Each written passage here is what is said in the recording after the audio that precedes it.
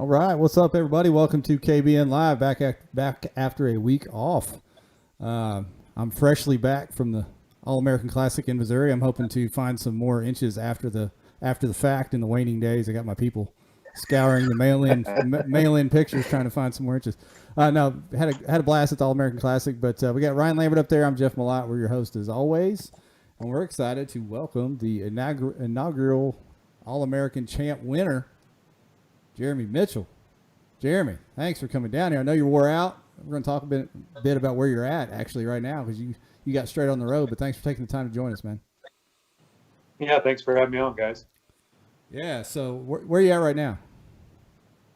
Got into Knoxville last night. Left straight from the awards there at Truman.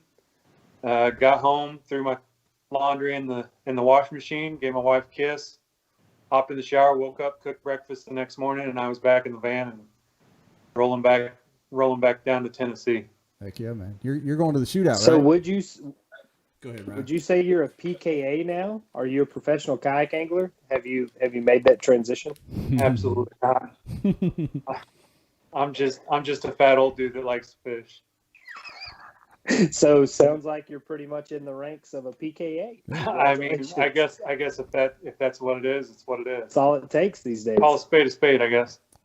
I think that's line one of the application. That is, yeah.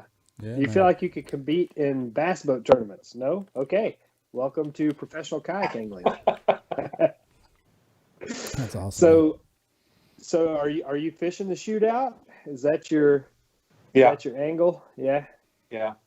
Gonna try to slide in there. That was my biggest goal coming into this year, was to qualify for the TOC, and I was only able to fish two of the Hobies earlier this year. I went down to Seminole and almost rolled a donut down there. Started off hot. Been there. Discounted the Chattahoochee when I shouldn't have. Yeah. Concentrated on the Flint and Spring Creek and didn't do so hot. And then went down to Lake Fork and had a really good event and decided that I wanted to try and get at least two more events after that to get some points, and it just didn't work out. I was too busy with work and other obligations, so. Well, it paid off though. Your karma came back to you. It looks like this past weekend. Yeah, I mean, I was very, very fortunate to find a spot in pre-fishing that was kind of landlocked from the main lake due to the drawdown this fall, and the only way you can get in there is if you had a jet boat and a really big set of balls. I mean, there was another spot that I was in that was the same way, and Rick Fishback actually took a jet and jumped in to one of my other spots on Saturday that I'd sent a couple guys to, and they said it was a hell of a show to see a pro come in and hop a gravel bar like that to get into a good spot. But you do what you got to do when the fishing's tough on the main lake. Yes, sir. Hey, and I want to get into your tournament day, obviously shortly. But what are your thoughts on the event itself? We were talking before we came live about, we didn't know what to expect. But tell us your thoughts about what Josh and Tyler pulled off up there. Yeah, Josh Booth and Tyler Cole, they knocked it out of the park. I mean, especially knowing that this was the first annual. I mean, absolutely top notch. And then Everhart's was the title sponsor, and they just absolutely wowed us with all the raffles to include the fully rigged Pursuit. I know. Are we allowed to say New Canoe on here? I think so. Oh, okay. Go ahead, unlimit yourself. We'll see how long it floats. All right. But I mean, yeah, not the boat. They did an awesome job. I mean, the prizes and the accommodations. I mean, the whole town pretty much showed up for it. I mean, the radio station was there. I mean, they had just all kinds of extra stuff going on, just to show their appreciation for 170 of us coming up there to fish their lake. That's awesome. Had you ever fished there before? Yeah, I've been there quite a bit. Okay. I live about an hour and a half from there. I got you. So you weren't just going in blind on, on a hope and a dream. I was hoping that this was going to be a big tournament, so I prepared like it was a big tournament. And I spent my time in the month prior, and then I spent a full 3 days free fishing before the tournament. So nice. We were talking before we came live, Ryan. They gave away so much stuff that you could tell people were like almost getting weary. It was like it's just on and on and on. It was unbelievable the amount of stuff they gave away. That's awesome. That's a good first year. Way to make a splash. Need to get some of you Southeast boys up there next year. Bring that cast team up. You're gonna have to get it out of the Midwest or wherever that place is. We've had our taste of driving out there, man. Yeah. What's the plan for that? Is that always going to be like a Midwest type event? I mean, is a central location? Do you know what's on the agenda? I think 2021 they just posted that it's going to be the third or fourth weekend of October next year. So they've already got it laid out. Yeah, it's going to be at Truman again, I think. Gotcha. Okay. All right. I see Josh in the comments. If you know something, you can give us a little juice, Josh. Let us know. Is this planning on being a traveling event, or are you going to be locked in there at Truman? He's watching. I tell you what, the city leaders were there, and they really pumped up next year. I didn't know where it was going to be next year, but they said next time it's coming back. They talked about how much money they wanted to throw at it, and how much support they wanted to give it, which was shocking, because they have a lot of big bass boat tournaments there too, but they seem to be all in on the kayak thing, which is cool. I thought it was really unique to see the support. I mean, usually when you roll into town, I had several locals come up and ask me about my band and stuff, and ask me what the hell I was doing, but they were all polite about it. And not that people are assholes everywhere, but it just seemed like everybody I ran into up there was really cool about seeing all the kayaks, because I mean, there's normally not nearly that many. I mean, our local club tournaments, you might see 60 or 70 on a really big one, but normally you're going to see 30 or 40 dudes on a huge lake, and that's not even a drop in the bucket compared to all the bass boats. Yeah, they had be careful in Knoxville, okay? Because they're used to dealing with Jordan Marshall and Eric Thompson, so they'll probably treat you like rough. So Josh jumped in there and said it's going to stay on Truman Lake. So much like the old TOC, which stayed on Lake Fork, sounds like it's going to be locked in there and become a Midwest tradition, I guess. Heck yeah. So cool stuff. Well, let's get into tournament day, man. You already talked a little bit about pre-fishing. You can touch on that some if you want, and then we'll jump into what happened on tournament day. Sure. I showed up on Wednesday, and I checked 2 spots. And in my morning spot, there's a lot of numbers, but I couldn't find any size. I hit another spot in the afternoon, and I caught 2 fish over 17, and I just got out of there. I didn't touch it. I knew from previous trips into that area that it usually can hold decent fish, especially this time of year. And once I saw that it was landlocked from the rest of the main lake, I was just trying to hold the giddiness inside myself, just hoping that nobody else was on it too. Because my first 2 times in there, I didn't see anybody, and then my third time in, I think it was Friday morning, there was another guy that showed up, and I was just crossing my fingers that he wasn't on the same bite I was. Did he show up on Did tournament you see day? him on tournament? Yeah. He showed up on tournament day. We shared water. I mean, we fished within 10 yards of each other for the first hour and a half. I think he caught like a 16 and a quarter, 16 and a half. And I just had him bumping the blades on my spinnerbait. So I started throwing jackhammer, and it was the same thing. I don't know if it was a short strike or if they were just kind of just thumping it without choking. I don't know, but I couldn't get hooked up. So I got out of there, and that was my big fish spot. And it was probably 9:30 or 10. and I decided to roll back to my number spot that I'd found further back. And on my way back there, I ended up catching a 19 and a quarter, and that kind of got me kick-started. And that was on the spinner bait. And I thought that could have been just a fluke, but that one just kind of got it better than the rest of them. So I kept throwing the spinner bait for a little bit longer. And then when I got to my number spot where I knew they were, and I didn't get a bite on the spinner bait, I threw it across that log probably 20 times, and nothing. First throw in with the jig, 21 3/4 comes out. Ooh. And I knew it was on, because as soon as that fish came out, I looked down at my fish finder, and it was just spaghetti all underneath me, and I couldn't even hardly get that fish taken a picture of. And I mean, I was trying as fast as I could to get back in there, because they were just going ape shit. And I ended up catching a couple more once I went up further.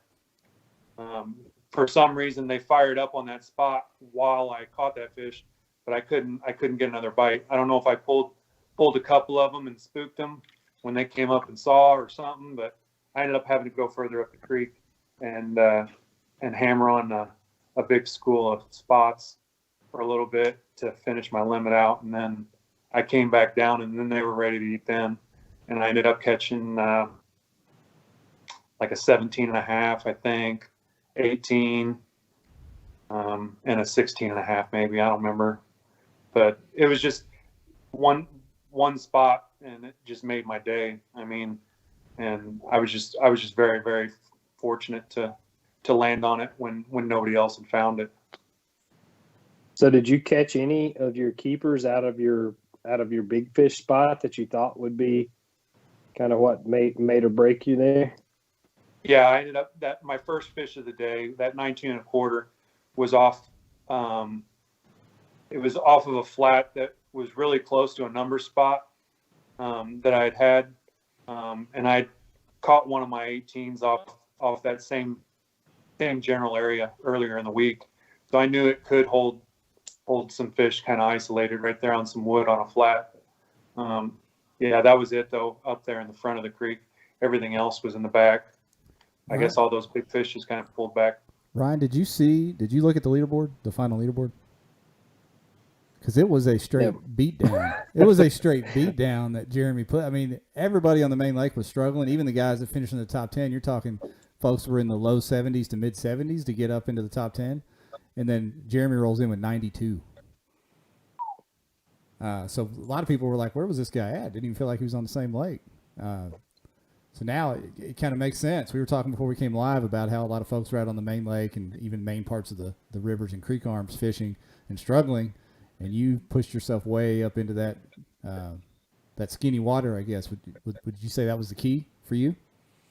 Definitely. I mean, just unpressured water. I mean, as far as I know, there wasn't anybody that had gone up as far as I did. That's what I love to do. I'm a river rat by nature. So if I can find some current and get into some moving water, I'm gonna be more happy, even if I'm not catching awesome fish. Was it a pretty typical fall bite on the lake, Jeff? I mean, was it, big bait balls and that kind of thing? Yeah, there was on the main lake. There was the few pockets that I found that I fished in. They were full of bait, and it was that little bait that was just popping the surface. Not big schools of shad. And I was telling him before we came live that talking to some other guys, the bite, what we were doing Friday didn't really work Saturday. You had to make some adjustments, and some of us figured out, some of us didn't. My buddy Kyle Long, KBN regular Kyle Long, won big bass. He was out on the main lake catching 10, 12 inchers, and then got back in this little pocket and jacked he said it was do nothing water on a do nothing bank, flipped the spinnerbait up by a stump and jacked that 22 to win big bass. So shout out to him. Shout out to Kyle. That was cool to watch that. But people on the main lake, they struggled to put it together. A lot of Missouri hammers, as Jeremy called them before we came live, struggled on that day that he expected to put up large limits like he did. He said he was didn't you say in the weigh-in while you were waiting, Jeremy, you were on pins and needles in there? the raffle killed me. Like the 2.5 hours that they were handing out swag and gifts and everything was, I had no idea that I was going to win. And I didn't think that my numbers were going to hold up with all the other talented anglers that were on the water that day. Because I mean, it would have been so easy for somebody to roll up to one spot and pull 100 inches. I mean, it's already happened this year a couple times. I mean, Truman fish is really good. It just didn't on Saturday for most people. Yeah, Ryan, to give you a little history on that lake, back in the summer, I think it was, they had the whole top 10 had 90 plus. The winner had 100 for a one-day event. So, the lake does put up some big numbers, and I was unfamiliar with that. I'd never been there till this week. So, and it's a monster lake. There was like a 200 boat ABA championship going on and some other club championships, and there was no, at least I didn't see any crowding. The two areas I moved to, it's a giant lake, well suited for this event. Does that have current? Is it dam controlled? That kind of thing? Yeah, it's a Corps of Engineers lake. Gotcha. Okay. All right. They weren't running a bunch through the dam, but they'd drawn it down in the 3 to 4 weeks previous to the tournament. Yeah. Familiar with that. Yeah. What'd you think of that team cup, Jeremy? That was pretty neat to watch the top clubs go up there. Yeah, Iowa knocked it out of the park on that one, didn't they? Yeah. Those guys came in and took our lunch money and walked away with that nice trophy. The trophies were unbelievably large. Even like the third place trophy was huge. Everhart's always goes above and beyond when it comes to stuff like that. I mean, even for our club level stuff last year, I mean, I think they even used the same shop. I walked away with a trophy just as big as I won this past Saturday for a club level tournament. I mean, they always do the best that they can for the anglers that they support and the club. That's awesome. Yeah, very cool store. Very impressed with that shop. Reminds me, looking at pictures I've seen of Ryan posted the dugout, very similar setup.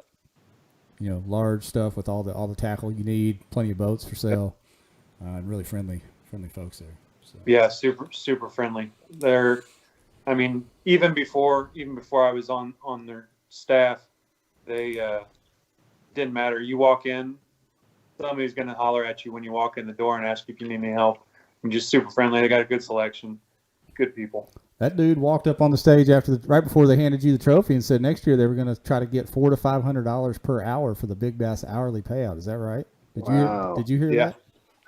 Yeah, Gary's going to be working with local businesses around the area to get those hourly big basses pumped up, and I don't doubt that it'll happen. Yeah, that's awesome. It was impressive. And Jeremy said, I'll come out there just to try to catch one big bass for an hour. Yeah, swim baits and A-rigs all day. Problem is that lake has as much trees as Lake Fork, so if you're throwing a bunch of treble hooks or A-rigs, it could cost you a lot of money real quick too. That's what I was going to ask. Is it a shallow lake? Is it deep, clear lake? What do you got? I mean, what's it primarily made up of? It's a lot of standing timber, a lot of rock. There are some sections in there where you can have 4 to 6 foot of clarity, but pretty much everywhere where I was concentrating, I had 2 foot or less of clarity. That's where I felt most comfortable this week. Yeah, I fished up a river arm and by the dam both, or close to the dam, and it was stained everywhere. Not quite muddy, but at least pretty stained, like Jeremy said, 2 to 4 feet. So, how'd you end up, Jeff? I ended up 45th out of 100 and whatever it was. I fished until about 10:30. Didn't get a bite in my first area. Loaded up and moved 45 minutes to the dam. Caught 3 keepers before the time ran out. But if you want somebody that'll finish in the top 30 to 50, I'm your guy this year, 2020. Hey, consistency is the key, they say. Yeah, no, it was still fun. I had a blast. It was cool to have a big weigh-in with everybody in one place, and the town was very accommodating with that. And, in these times, we haven't had too many of those, so it was cool to see everybody there. What kind of venue did they have? Was it like convention center, hotel, or what kind of? It was like the Benson Civic Center, basically a big community center. Yeah. Gotcha. Okay. Yeah, big community center. And they had the chamber folks out there. Like he said, the radio station. It was a sweet setup for sure. Nice. DJ got in the comments. He said he skunked for the first time ever. So did 50 other guys. Yeah, there were 50 blanks out of the 170 people. DJ, man. Yeah, I texted him or messaged him to go. I wanted to go shake his hand. I never met him in person, but he was on his way home and pissed off already. We traded a few messages. His hand looked like this As was Jim on the way home. Jim Clark made the event. He finished in the top 25, I think. I think he might have finished 24th or 23rd, but he took a swim apparently and changed clothes and drove on home. Oh no, man! I'm glad Jim's okay and safe, but I would cut off a piece of my right leg to have seen that. Yeah. And that water's cold, I love man. you, Jim. Or I love you. no. That's what he said. That's not the story. He It said wasn't 50-degree water. Yeah, it wasn't that he took a swim. He had to go swim for his kayak, if I understand the story. Mm-hmm. Right? Yeah, the picture he posted was his kayak just leaving him. Yeah. I've seen Shane Williams do that. Shane will use a chatterbait. He'll bomb it in about 45 yards and reel that old, what was that wilderness kayak with the pedal, the radar. He'll reel that sucker back in. He don't care. Yeah, I remember, didn't y'all do a video, or he posted a video of that a while back? I did. Of course I had to. I had to video Shane's kayak. I couldn't go get it. I had to video him trying to retrieve it himself. Yeah, that's hilarious. I love it. So, Jeremy, you're 10K richer, man. We talked about the tournament, but I wanted to talk about a little something else besides the tournament, which is what's on your shirt there. Fallen Outdoors is something that you, if I understand it right, you started it. You want to talk a little bit about that organization? Are you just a part of it, or did you start it? Or tell us a little bit I'm about just it. a part of it. Okay. Fallen Outdoors was founded back in 2009 by Eric Bakken after a rough deployment. Him and a buddy were in Afghanistan, and they thought that they could come back home and start something like that. And his buddy didn't end up making it, so he followed through on it. And we now have teams in 42 states and 250,000 members nationwide. And our biggest goal is to get veterans and service members in the woods and on the water. We're staffed completely by volunteers, funded by donations, 501c3, and we do our best to give veterans and active duty service members an outlet to deal with that, whatever they're going through, whether it be stress, whether it just be day-to-day life. I mean, anything, it doesn't matter. And my little niche in that big organization is kayak fishing, and I really enjoy getting guys out on the river there around Fort Leonard Wood, and especially if they've never been kayak fishing or ever caught a smallmouth or something like that. It jacks me up to see a dude catch his first smallmouth, and damn, that little thing, holy cow, I thought I had a 5-pounder. Yeah, dude, that's a 16-inch fish. They'll fool you, but it's fun, and I do it because I love it, and I do it because it worked for me. I mean, I was in a bad place a couple years ago, and kayak fishing played a big part in me getting out of that funk.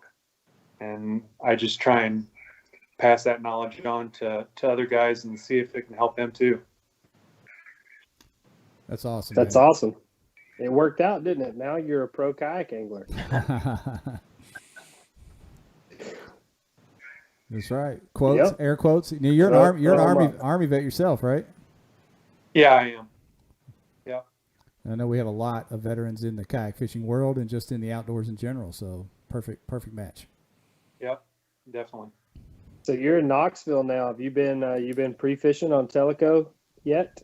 I hit a creek this morning. How much did The you water love was it? so clean that it scared me a little bit. So I think I'm going to try and find something dirty tomorrow. I don't know. We'll see what happens. I got 2 more days, and then we'll roll the dice on Friday and see what happens. I got you. Okay. I'll be up Thursday night. I'm I'm not going to participate in the shootout, but I'm going to watch from a distance. I got to go to Florida and work this week, so I'm going to bypass pre-fishing and come in probably late with a bad attitude, as usual, and see how the TOC works out. Isn't that your recipe for success? Come in late with missing equipment and make it happen? Yeah, generally speaking, yes. That's how I like it. Leave a couple rusty hooks in the kayak. Sure you weren't in the military? Yeah. No, I'm positive I wasn't. I'm positive. I would have got my ass kicked way too many times. That sounds like our plan of attack for almost everything. a bad plan, missing equipment. Hey, let's just see what happens. Yeah, you got to get it done. I mean, that's the moral of the story is you've got one job to do when you get there. Just figure out how. I'm taking a net this time. I didn't take one in state, and it was a real disaster trying to get those smallmouth in the boat. So I'm definitely bringing a net with me. I have learned that lesson. I was like, wait a minute, you won the state championship. Yeah, dude, it was. I wish number one, it was piss pouring down rain, or I would have been running a camera. I wish Brad and Terry Golden had cameras that were with me because, I mean, the stuff that we were wrapped around trees, washing into docks, up on rocks. I mean, it was awful. It was terrible, but it worked out. So I'm gonna hope there's a little bit of luck left up there. We'll see. Man, that's gonna be fun to watch from afar. You know, you got some hammers in the shootout, like Jeremy here, and a few more folks have made the trip. And then that field is, you know, as stacked as they can get. So it's gonna be fun to watch. See who comes out on top. Dude, I tell you, Eric Thomason, he is hungry for the shootout. I mean, that's his home waters too. He and Jordan fish together all the time. So Eric is he's pretty dead set on trying to get in on the shootout. I'll be interested to see how he does. I know he wants in bad, real bad. Randy Creason said you need a net for self-defense against smallmouth. That does make sense. Basically, yeah. At least a flare gun. So, you know, of course, I'm pulling from my partner up there, Ryan, in the TOC. Don't do it. I got to pull for you, man. But underdog, baby. But if you had to pick a favorite going into this week, what do you got, Jeremy, besides yourself? For the shootout or for the TOC? TOC. I mean, there's so many hammers that are going to be fishing, but if I had to pick one, I'd have to go with the guy that's had awesome momentum all year. I'd have to go with probably Russ Snyder's. Solid. I could see going with Russ. For me, you would be crazy to bet against Jordan Marshall. Like, Jordan catches fish about anywhere, but this is like if you had to cut out a piece of tailor-made cloth to fit Jordan Marshall, this is it. Like this is it. I mean, that's my goal and that's my goal pretty much any time I fish is to beat Jordan Marshall, but especially in this one because I know if you finish in front of him, then you're taking home a really good check. So Jordan's my pick to win it. Especially over 2 days, huh? Him being that strong on that water. Oh yeah. Yep. Yeah, I hope he does. Beat you up too, man. It's a different little world up there. I hope the Super Mullet wins it. Yep, I hope he does too. Power Mullet. I hope I get second, but I hope I'll let Marshall have this one. That's fine with me. Yeah, it's gonna be fun to watch. You know, like I said, wish I was gonna be there. Not, but one of these days, Ryan, you're gonna make it. You're gonna make it. I know, man. I can't wait. I'm gonna try to make it again next year. I'll save you a seat. You're more than welcome to join in. All chips are in. Because of COVID, I didn't take a lot of vacation time this year for that stuff, so I got some in the bank. I'm ready to roll. Ready to roll. I like it. Oh, Josh Booth did mention something here. He said, don't forget that Jeremy is going to get to go to the 10, which I guess with Jeremy's addition is now 13. 12? I don't know. 72. Yeah, 72. Bingo. Whatever it is, you get to go. So that's pretty cool too. Regardless, it's going to be a great experience. They really put on a good show for the however many competitors they put in it. But I mean, they all leave with huge swag packs and Yeti coolers and custom catch boards and all that stuff. So that'll definitely. Is it in Florida again?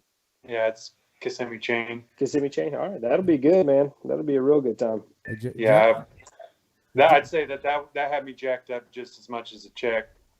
Yeah, If That'll Josh be a is good still trip. watching, You'll enjoy that a lot. if Josh is still watching, let us know if that's going to be a recurring theme as well, or was that just a one-time deal because of all the scheduling mix-ups? I'd be curious to know.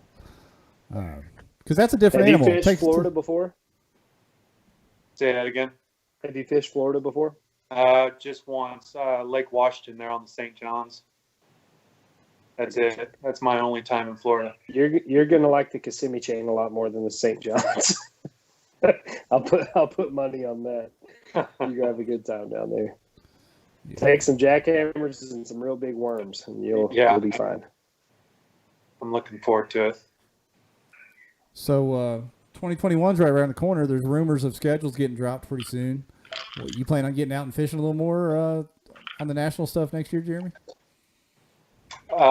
Yeah, depends on work schedule, of course, but I'd like to at least hit 3 Hobies and hopefully shoot for a solid performance in each of them.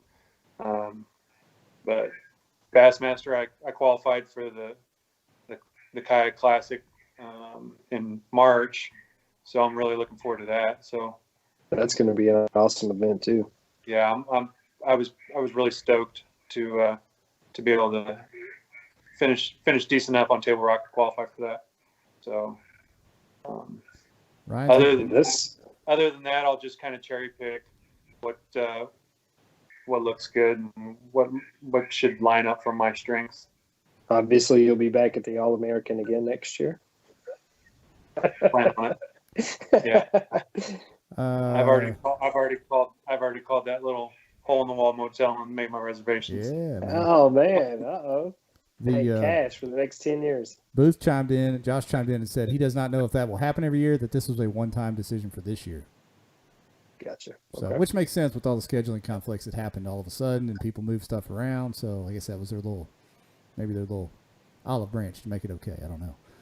Either way, the All-American is a standalone event. It seems like folks west of the Mississippi really, really love the TOC as it was before.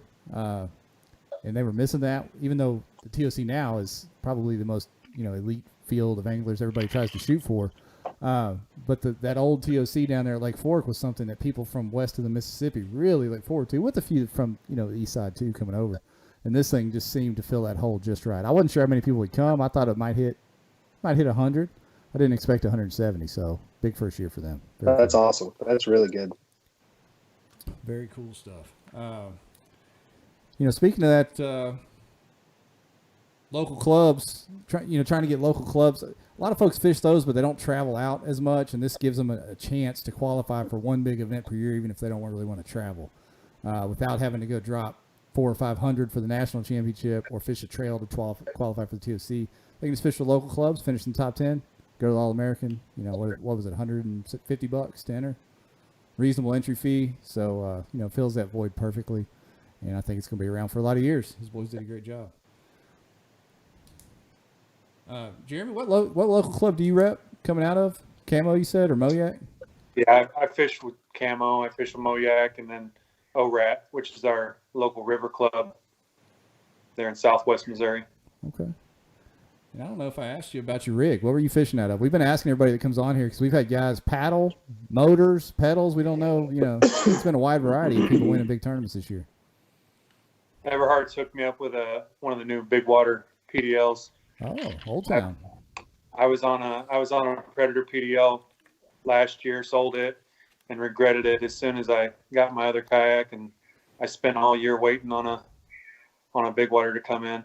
They were, of course, backed up because of COVID. So yeah, I was at the mercy of 2 of my friends to borrow their Hobies all year, and blew up 2 180 drives in the process. Oops. Yeah, oops. Fix it, move on. One of them got warranted, and I paid and had to drive out to Kansas City to go get the parts to fix the other one. Missed a day of pre-fishing for that, but hey, I'm not going to give my friends their kayaks back worse than what I got it. So no, that's a good way to be. Were they kick-up fins or regular? No, they were both just V2s. Gotcha. Yeah, those kick-up. Like I said, the kick-ups are probably the best innovation that Hobie. I mean, the 360 drive's cool, but period, the kick up fins, that was the savior right there. That was a good move on the engineer that came up with that for sure. I talked to some guys. Brian Hillman and Troy Inke stayed next to me at the hotel there, Jeremy, and we were talking about all the timber in that lake. And I asked them if they had kick-ups because they were rolling in Hobies, and I knew if they didn't, they would be back there with the toolbox out on the concrete. But they did. They had the kick-ups, and they were good to go. They were able to get through there. So. You said you fished Seminole, right, Jeremy? I did. How does Truman compare to Seminole? Because Seminole's a ton of standing timber in 30 feet of water. Is it similar to that, or is it more shallow? Way deeper, and way less grass. Really? Okay. All right. I mean, there's a couple spots out there where you can cross the main channel and see 110 foot. Okay. And Truman feeds into Lake of the Ozarks, right, or is it vice versa? Yeah. Yeah. The Truman Dam is the headwaters for Lake of the Ozarks. Right. And I thought I don't know why I thought this. I thought they might move down and have this tournament on Lake of the Ozarks next time, but Truman seems like a perfect spot for it, so that's fine. Truman has more access because it's a core lake, first of all. And second of all, it's bigger. And they've also been producing bigger bags. I mean, there's a couple bass tournaments this year that it took 32, 33 pounds to take it. I mean, that's pretty good for a lake in Missouri to have a 6 pound plus average, It's pretty good for a lake anywhere. I mean, if it's taking 30 pounds to, that's extraordinary for Missouri. I mean, we don't even know what a Florida strain is up here. Yeah. Yeah. You're not missing out sometimes. Yeah, I was talking to Brian and those guys, and that tournament I referenced from back in the summer, they said, top 10 all had 90 plus, but I think the top 25 all had 80 plus. So obviously that lake holds some nice fish. Yeah. So it'd be a good spot. And I think moving it a little bit earlier in the year, next year, just a few weeks, may even help things as well. We'll have to see. Mm-hmm. Well, any more questions out there from anybody? Shoot them to us while we got Jeremy here. Ask Ryan whatever you want to ask him about what his plans for the TOC are. I think we all know what those plans are. Yeah. He'll send you a DM on where to meet. No. Yes. And just to let everybody know, we're going to be back tomorrow night with a rare 2 shows in 1 week to have a little TOC preview with AJ. What? Mr. AJ. We're going to talk a little TOC and then maybe a little sneak peek into 2021. I don't know. Jeff Malott, you're kidding me. Can you believe it? Have there been questions about the schedule for next year? Nope. Nobody's wondering about that, are they? I saw a poll earlier today. Man. Did y'all see that poll earlier today? That was pretty heavily weighted. I saw it. Overwhelmingly, the demand for early announcement is there. So, Will AJ answer the demand, or will we continue to count the votes? Who knows? Count the votes. We'll probably have some mail-ins come in Thursday after we talk about it tomorrow. We know, Jeff. We know. We know the secret. Yeah, man, I'm looking forward to it. So, Jeremy, you're more than welcome. I'll post it on KBN, but we'll probably try to do a little get together somewhere Thursday night in the Knoxville area. That way, it's not going to actually wreck it. Well, it might wreck your shootout tournament, but it's not going to wreck anybody's TOC performance. We'll start it early. That way, people can kind of swing by. But we'll do a little KBN meetup in Knoxville Thursday night. We'll probably have a couple Chardonnays and see where it goes from there. Couple hard seltzers.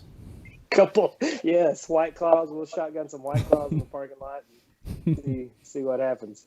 And we'll get kicked out of Dave & Buster's. If we can get anything going in 21, is that we get back on track with some of that stuff. More people being able to get together without being paranoid. We've tried. We've had a few little workarounds. We had a cabin at Kentucky Lake BOS, and that was good. And then we did a little get together on the Susky, but that part is missing huge. Like the hangout part that's the reason that I will drive 8 hours to go to a fishing tournament that I know that I'm not going to catch a limit at. The whole reason I go is just to hang out with everybody. So we got to get that fixed quick. Yeah, man. Gots to. Looking forward to it. 2021 is going to be awesome. Vaccine talks are coming up this morning. Everybody's 401ks bounced this morning. Things are happening. things are happening. Maybe we Yes. can get back to having some regular tournaments and good times out there. Let's see. Anything else from anybody watching? You got anything else, Ryan, before we go?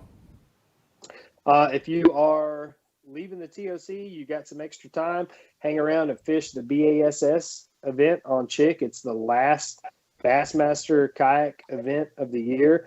It's on Chickamauga. They extended the deadline to the 12th, I think. Is that correct, Jeff? I'm pretty sure that's what I read. That's all that They extended the registration to the 12th, so you still got a little bit for the people that like to procrastinate. The lake did fish better this past weekend than it has for the bass boat guys. Previously, it's still fishing tough. It's still fall bite. But hopefully this cooler weather will continue to improve the bite on Chickamauga. So sign up and come join myself and Steve-O on the big water. Yes, sir. Jeremy, you got anything else you want to throw at us? Where to follow you on social media? Anything else about the Fallen Outdoors before we go? Yeah, I mean, if you know somebody that needs to get out, or if you yourself would like to volunteer a kayak or your time to get somebody out, just holler at me. You can look me up at Jeremy Mitchell Fishing on Instagram, or look me up on Facebook, shoot me a message, and I'd be happy to get you in touch with somebody in your local area that can either get you out with a veteran or find a veteran to get out and help you. Excellent. And Daniel Hudgens, he's the guy. I know he's the guy in like the Chattanooga, Nashville area that works with the Fallen Outdoors as far as hooking veterans up with people to get them involved. So Daniel Hudgens is another one if you're looking to get out in my neck of the woods. Awesome. Good stuff. Randy Creason asked real quick who won the team trophy. It was the Iowa Kayak Anglers, I believe. Took that team trophy. And then shout out to Katie. Thanks for getting all the links in the comments. As always, Katie, you're a true professional. But if you guys don't have anything else, we'll wrap this thing up and get us out of here. Jeremy, thanks so much for taking the time, and good luck at the shootout, man. And Ryan, we'll talk to you tomorrow night, huh? Congrats to Jackson. Congrats to Conrad on his new haircut. That's pretty much all. Congrats to Jim on his latest gym selfie. I think that's it. That's it for the highlight reel. All right. Thank you, everybody. We are gone. Thanks for having me on, guys. All right. We didn't fail. We didn't fail.